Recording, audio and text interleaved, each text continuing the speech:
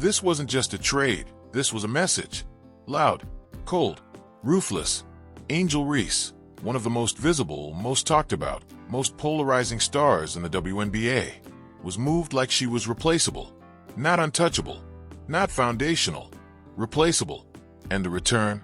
It didn't match the hype, the stats, or the noise she generated. It looked cheap, almost disrespectfully cheap. And that's when the whispers started turning into something much louder. Because teams don't move stars like that unless something behind the scenes is already broken. At first, the headlines try to sell hope.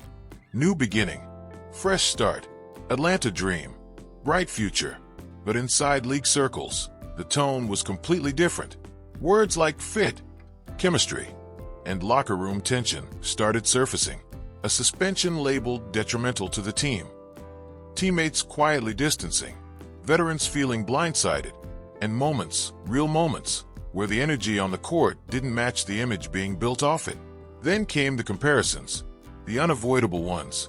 Caitlin Clark rising as a system, a structure, a winning engine, while Reese's story started shifting from dominance to disruption. And then it hit. Chicago didn't just trade Angel Reese. They chose to move on from her. They chose a different future. And in doing that, they exposed something nobody wanted to say out loud. Maybe this wasn't about talent at all. Maybe this was about everything else. And Angel Reese? She didn't take it quietly. Because what she did next turned this into a full-blown explosion. Long before the trade shocked the league, the tension had already been building, quietly. Then all at once, Angel Reese didn't arrive in Chicago as just another rookie. She came in with noise, with momentum, with a national championship aura that made her feel bigger than the system she was stepping into. LSU had crowned her. The media amplified her. The fans were already divided before she even touched the WNBA floor. And from day one, the expectations weren't just high, they were combustible. Chicago handed her opportunity immediately. Starting role, marketing push, spotlight. But what they didn't hand her, what no team can hand anyone, was automatic harmony. Because inside that locker room were veterans who had built something long before Reese arrived. Players who had earned respect through years of grind, sacrifice, and wins that never came with viral moments. And when those worlds collided, it didn't create balance, it created friction. The first cracks were subtle. Body language, missed connections, small comments that didn't sit right. Then came the moment that shifted everything from internal tension to public fracture. Reese went to the media, not the locker room, not the coaches, and openly questioned the roster. Said the team needed better players. Called it non-negotiable. And just like that, it wasn't just basketball anymore. It was personal. Imagine walking into practice and seeing your teammate, your supposed teammate, telling the world you're not good enough, that you're the problem, that the team needs to upgrade from you. That kind of statement doesn't disappear. It lingers. It changes how passes are made, how trust is built, how silence fills the gym.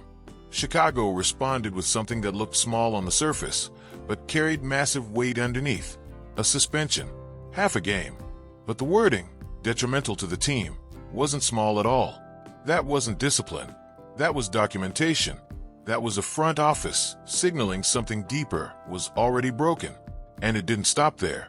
Because when Reese had the chance to return, she reportedly refused. That moment, that wasn't frustration. That was defiance. And from that point forward, the relationship wasn't reparable. It was just delaying the inevitable. Then came the veteran fracture. Courtney Vandersloot, franchise icon, champion, leader, goes down with an ACL injury. A moment that usually brings teams closer together. Instead, it became another crack. Reese publicly questioned whether the team could rely on her at her age. Not privately, not carefully, publicly. That wasn't analysis. That was dismissal. And inside that locker room, it landed like a shockwave. Because respect isn't optional in professional sports, it's currency. And Reese had just spent a huge amount of it in one sentence. Meanwhile, on the court, things weren't clicking either. The pairing with Camila Cardoso, supposed to be the future, turned into a spacing nightmare. Two dominant interior players, neither stretching the floor, clogging everything. Offense stalled. Defense struggled. And worse, chemistry cracked. Reports of distance, disconnection, Moments where the energy didn't just drop, it disappeared. And all of it played out under the shadow of one unavoidable storyline. Caitlin Clark. Every game, every highlight, every comparison, it followed Reese. But where Clark was being framed as a system elevator, Reese was starting to be framed as something else entirely. Not a centerpiece, but a complication. And once that narrative started forming, everything Reese did, every quote, every reaction, every moment, got magnified, questioned, dissected. By the time the season started collapsing, the damage was already done. The trade didn't start the story. It ended a relationship that had been breaking for months. And what came next? That's where everything spiraled out of control. By the time the trade talks became real, Chicago wasn't asking if they should move Angel Reese. They were asking how fast they could. And that's what makes what happened next so shocking. Because when the deal finally dropped, the return didn't just feel low. It felt like a statement. 2 future picks. No franchise cornerstone. No blockbuster package. Just enough to close the door and walk away. That's when the league froze. Because you don't move a 23-year-old all-star, a back-to-back rebounding leader, a marketing machine, for what insiders immediately started calling bargain bin value. Unless the decision has nothing to do with talent. That's not normal after trading a star. That's a verdict. And then came the first shocking twist. Chicago didn't pause. They didn't regroup. They didn't slow down. They accelerated. Within days, they started rebuilding in a completely different direction. New players, new energy, new system, and not just role players' names. Real names, veterans, defenders, floor spacers, players who fit a system that looked nothing like the one Reese had been part of. It was like watching a team reveal its true identity the second she left. And the message couldn't have been clearer. This is who we wanted to be, and we couldn't be it with you. That's what made it brutal, because it wasn't just that Reese was gone. It was how quickly Chicago proved they didn't need her. Meanwhile, in Atlanta, the reaction was the complete opposite. Excitement, hype, jerseys selling out within hours, ticket prices jumping overnight, social media exploding. The Angel Reese effect was real and undeniable. She brought attention. She brought eyes. She brought energy that most players in the league simply couldn't generate. But underneath that excitement, there was a question nobody could ignore. Does attention equal winning? Because inside league circles, that question had already been answered once, and it didn't end well. Atlanta wasn't just getting the highlights. They were inheriting the entire situation. The personality, the expectations, the narrative control, the pressure, everything. And while Reese publicly celebrated, posting instantly, branding the move, owning the moment like she always does, reports started leaking that behind the scenes, she was furious. Not just upset, furious. Because it wasn't just the trade. It was the message, detrimental to the team. Roster balance.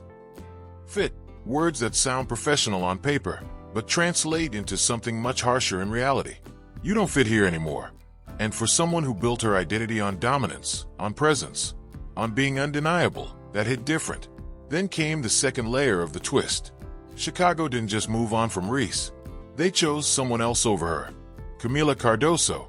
Same draft class, same front court, same future projection. And when the front office had to decide which direction to build around, they picked Cardoso. Not because Reese wasn't talented, but because Cardoso fit the system, fit the spacing, fit the locker room, fit the long-term vision. And in that decision, Chicago exposed something that hit harder than any stat line ever could.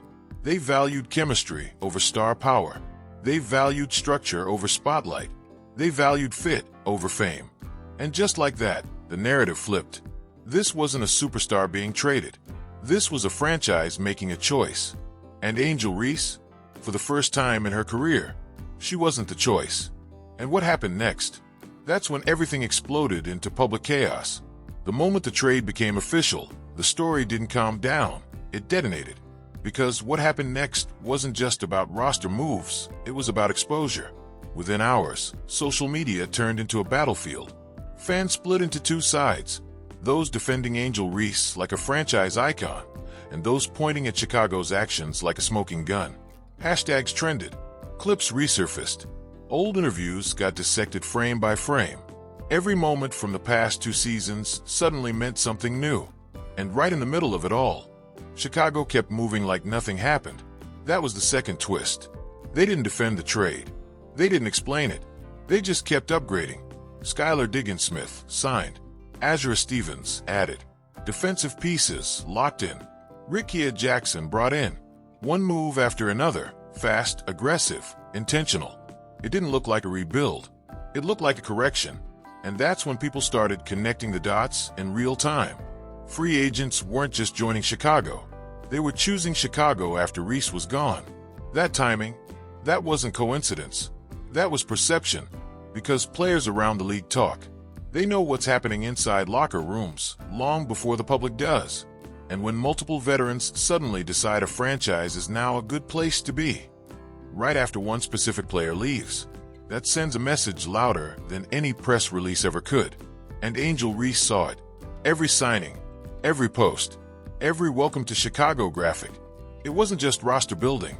It felt like replacement, like the league was moving on without her fast. That's when the emotional shift hit hard, because this wasn't just about basketball anymore. This was about identity. Reese had built herself as a centerpiece, a culture shifter, a name that demanded attention, but Chicago's actions were rewriting that narrative in real time, suggesting that everything she brought wasn't essential. And then came the moment that pushed everything over the edge. The jersey. Number 5. Gone. Not retired. Not respected. Not even paused. Handed immediately to Rickea Jackson. Just like that. No ceremony. No acknowledgement. No thank you. Just a clean, ruthless reset. That's when fans exploded. Because jersey numbers aren't just numbers. They're symbols behind closed doors.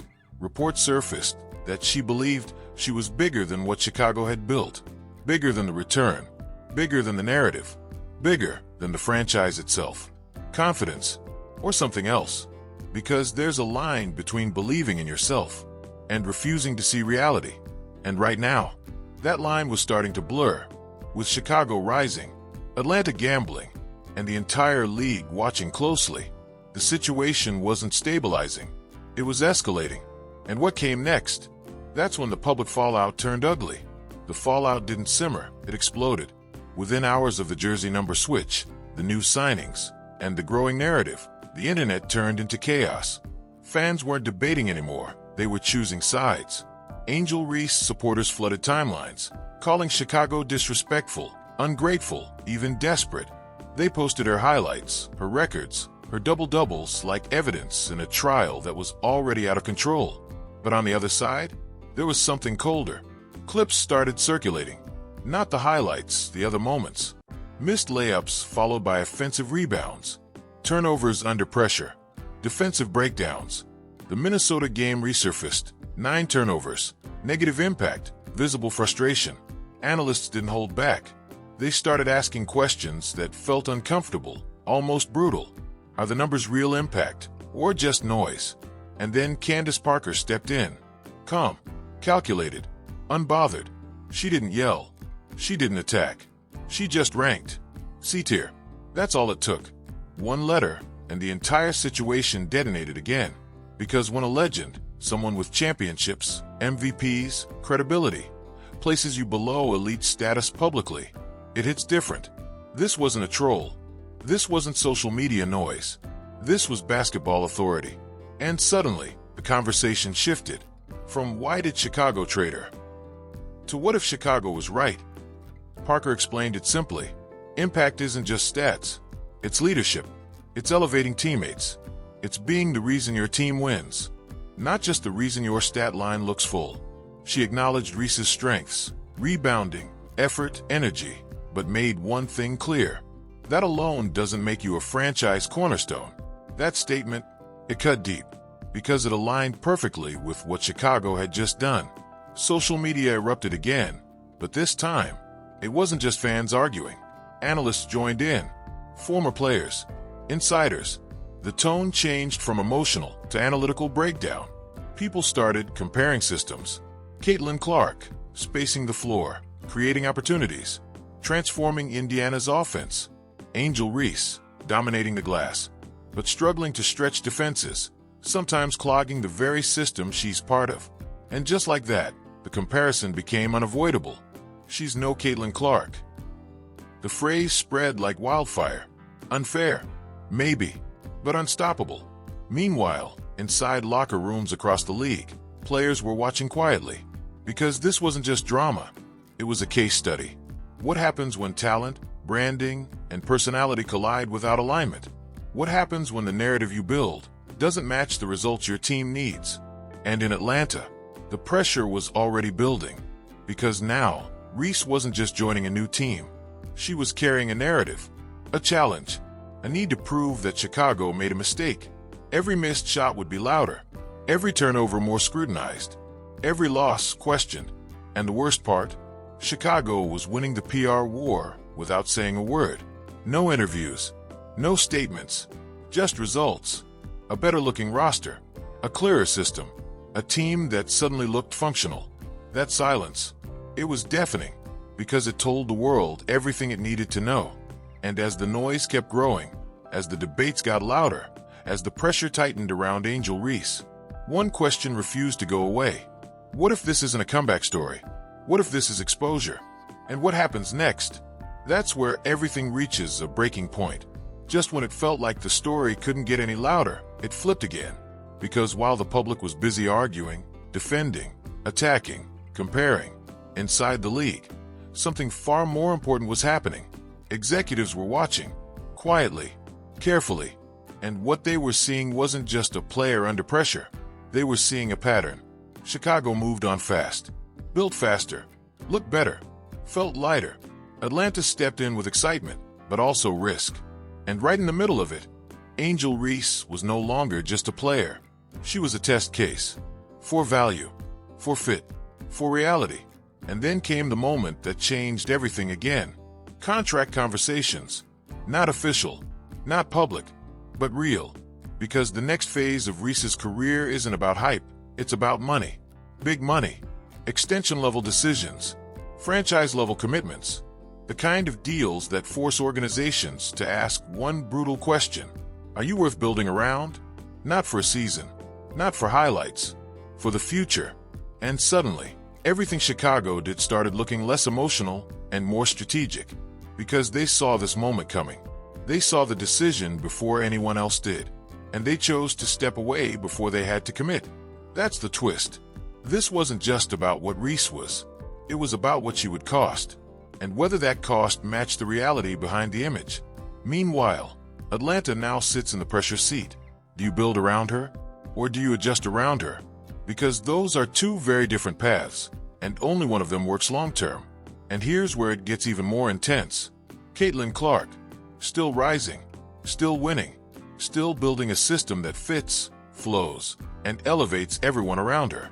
Indiana isn't dealing with questions. They're building answers. Spacing, chemistry, structure, clarity, everything that Chicago said, without saying, that Reese couldn't provide. And now the collision is coming. Atlanta versus Indiana. Reese versus Clark. Not just a rivalry anymore. A verdict. Because this time, it's not about college.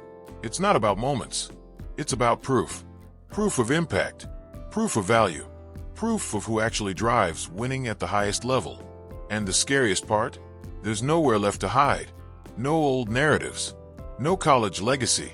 No potential shield. Just results. Because if Reese dominates, Chicago looks foolish. The narrative flips. She becomes undeniable again. But if she struggles, if the same patterns show up, if Atlanta's system starts breaking instead of improving, then Chicago didn't just make a trade. They made the right decision. And that's the cliffhanger hanging over the entire league right now. Because one season, one stretch, one outcome will decide everything. Was Angel Reese the star Chicago gave up too early? Or the reality they saw before anyone else did? And when that answer finally comes, it's going to shake the WNBA even harder than the trade itself. Now the pressure is real, and the truth is getting closer every single game. This isn't just a storyline anymore. It's a showdown that's about to define careers. Angel Reese in Atlanta, fighting to prove she's more than what Chicago walked away from. Caitlin Clark in Indiana, building something that already looks unstoppable. Two paths, two narratives, one league watching every move. So here's the question you can't avoid anymore. Did Chicago make the smartest decision in the WNBA right now? Or the biggest mistake they're about to regret forever? I want you to be honest. Is Angel Reese about to silence everyone and prove she's that franchise player? Or did Chicago expose something the rest of the league is just now starting to understand? Drop your take in comments right now. And don't just watch the story. Stay ahead of it. Because the next matchup, the next headline, the next explosion, it's coming fast. Hit subscribe, turn on notifications, and don't miss what happens next. Because this is only the beginning.